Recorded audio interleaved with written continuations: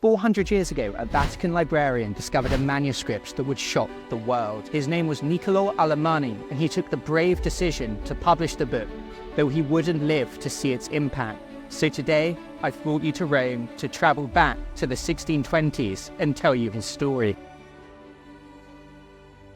We don't have many surviving records for Alamani's life and career, though we do know at the time we're talking about he was a promising scholar and librarian at the Vatican. He was born in 1583 and was a teacher in the Collegio Greco, the college in the Vatican for the study of the Greek language. And one of his students became a patron and secured him the role of secretary to Cardinal Borghese, placing Alamani at the cultural heart of life at the Vatican. He wasn't just conversant with ancient languages, but also with art, philology, church history, architecture, and archaeology. And on these subjects, he wrote widely, but published little, with his friends reporting that he was too obsessed with his own style to commit anything to print. His scholarship eventually saw him appointed to Primo Custode of the Vatican Library in 1614, and that's where he made this discovery. I've already made a video about the long textual history of Procopius's secret history of the court of Justinian.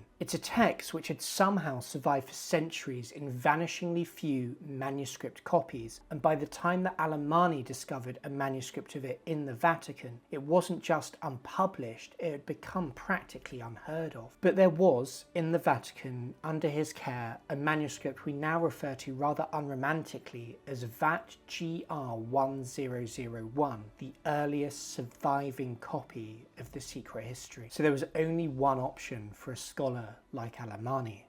He had to publish it. Alamani's approach was learned and meticulous. He didn't just reproduce the Greek text of the manuscript, he also translated into Latin, and to this he added copious notes and commentaries, providing the historical context for the reign of Justinian that Procopius describes. And he achieves this by reproducing, sometimes for the first time, many primary sources, things like inscriptions, coins, and even the famous mosaics of Justinian and his court at San Vitale. But Alamani couldn't just add these contributions to the text. If he wanted to publish it, he had to take something away as well. Chapter 9 of Procopius's secret history contains allegations and revelations about Justinian's wife, the Empress Theodora. And in that chapter, he makes claims that would have shaken the Byzantine Empire to its core where they circulated then, to say nothing of what they would have done to Alamani's scholarly enclaves of the Vatican. Here, Procopius alleges that Theodora was a child prostitute,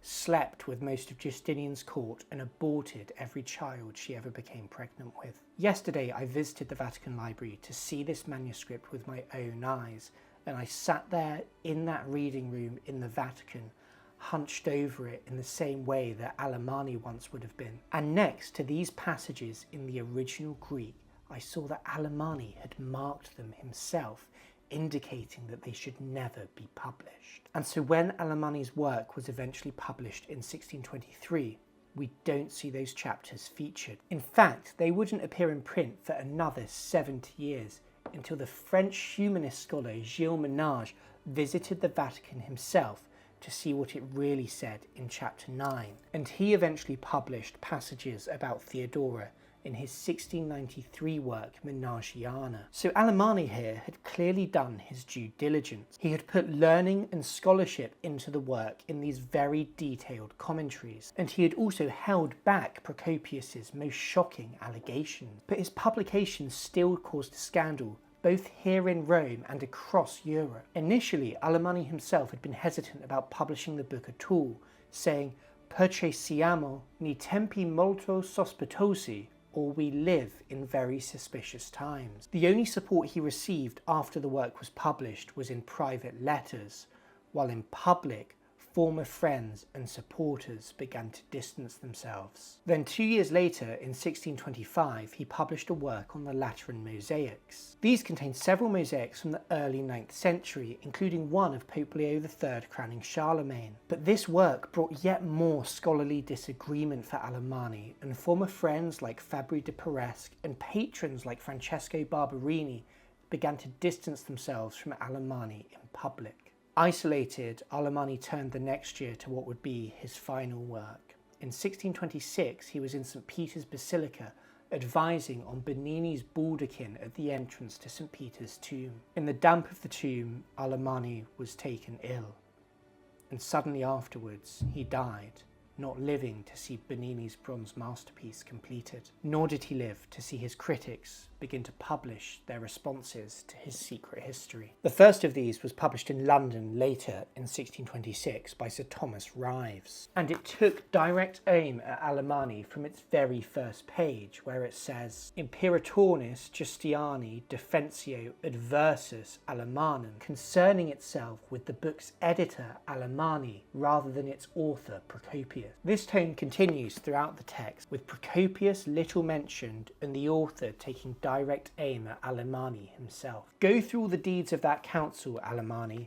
In none of its pages will you find one that does not confirm the most proper faith of Justinian through that whole period. Then in 1654, a new edition of the Secret History was published, edited by Johannes Eichel, and he clearly sided with Ryves and also makes his position clear from the title page, which accuses Alamani of being convicted in many places of falsity by the evidence of the Anecdota. Eichel's text essentially reproduces that of Alamani, but his introduction and notes take issue with both him and Procopius. And it should be borne in mind here, of course, that Alamani's edition withheld the most controversial elements, and still he came under fire. And so despite Alamani's restraint, and despite his scholarship, the published historical accounts wouldn't be on his side for centuries. He had died suddenly in his early 40s, and back then he probably felt he never should have published the manuscript he discovered. But because he did, his work lives on,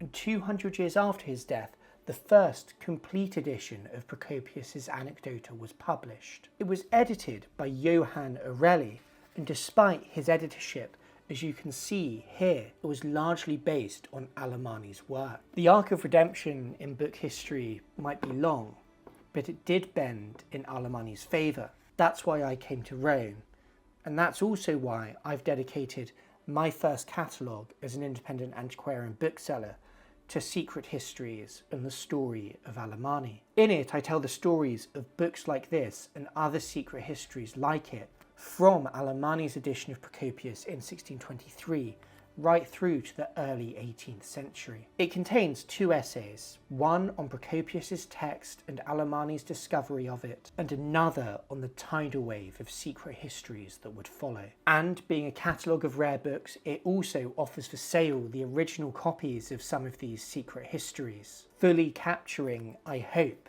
a phenomenon that Alamani himself wouldn't live to see. So if you want to buy a copy of it or explore the books that it features, it's all linked down below.